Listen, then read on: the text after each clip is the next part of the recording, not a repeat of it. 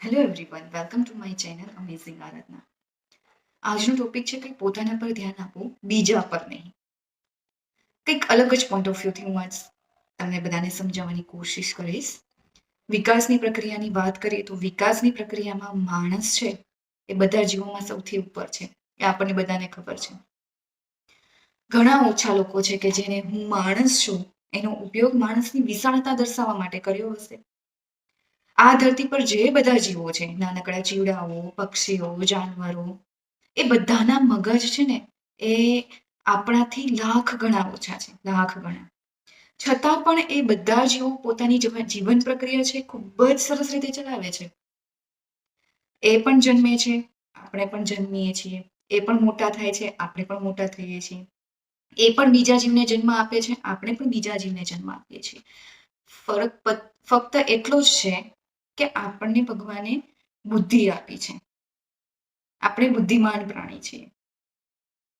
બાકી એ બધા જીવોમાં ને આપણામાં કોઈ ફર્ક નથી.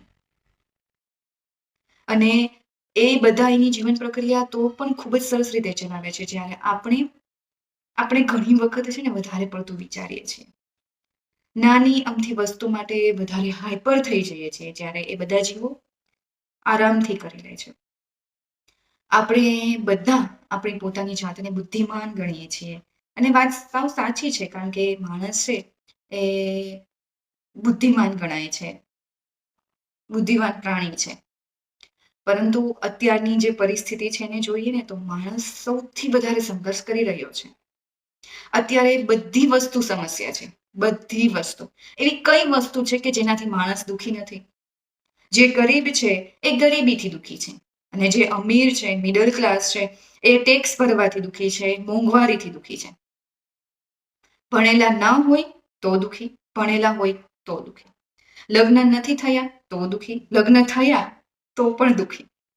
અને બાળકો ના હોય તો દુઃખી, અને બાળકો હોય તો પણ દુઃખી. ઓવરઓલ જોવા જઈએ તો જીવનના દરેક પળમાં શું માણસ દુઃખી જ છે? જીવન દુઃખ છે? જીવન દુઃખ નથી આનંદ. જીવન એક શાનદાર પ્રક્રિયા છે, જો તમને જીવતા આવડે તો. એટલે આ ટોપિક લીધો છે કે પોતાના પર ધ્યાન આપવાની જરૂર છે, બીજા પર નહીં. કોઈ બીજી વ્યક્તિ તમને સુખી કે દુઃખી નથી કરી શકતી, એ તમે ગાંઠ બાંધી. તમારા પોતાના પર નિર્ભર છે કે તમારે સુખી થવું છે કે દુઃખી થવું છે.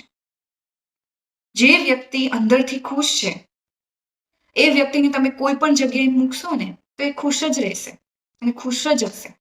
અને જે વ્યક્તિ અંદરથી દુઃખી છે એને કોઈ પણ સારી જગ્યાએ મૂકશો ને તો પણ એ દુઃખી જ રહેશે. એટલે પોતાના પર ધ્યાન આપવાની જરૂર છે. તમને કોઈ પૂછે કે તમારે પીડા જોઈએ છે કે આનંદ જોઈએ છે, તો તમે શું લેશો? આનંદ જ લેશો ને.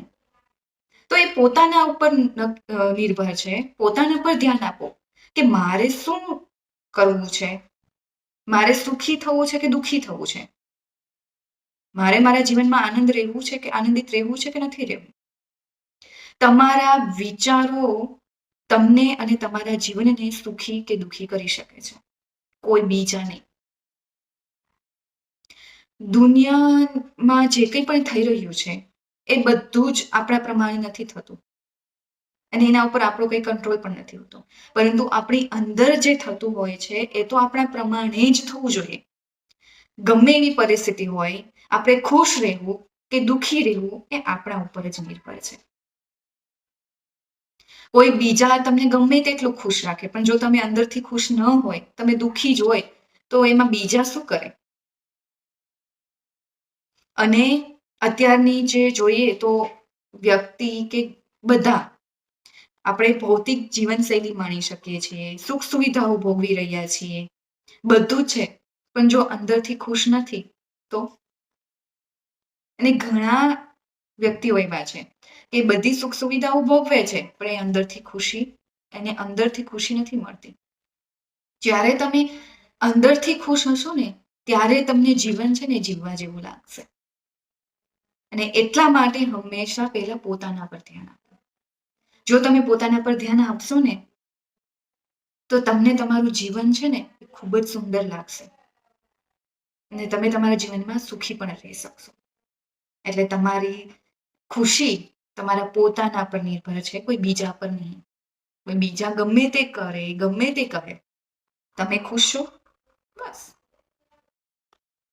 એટલા માટે પોતાના પર ધ્યાન આપો, બીજા પર નહીં. હું આશા રાખું છું કે તમને બધાને મારો આ વિડીયો છે એ સારો લાગ્યો હશે. અને જો સારો લાગ્યો હોય તો પ્લીઝ મારી ચેનલને લાઈક, શેર અને સબસ્ક્રાઇબ કરો.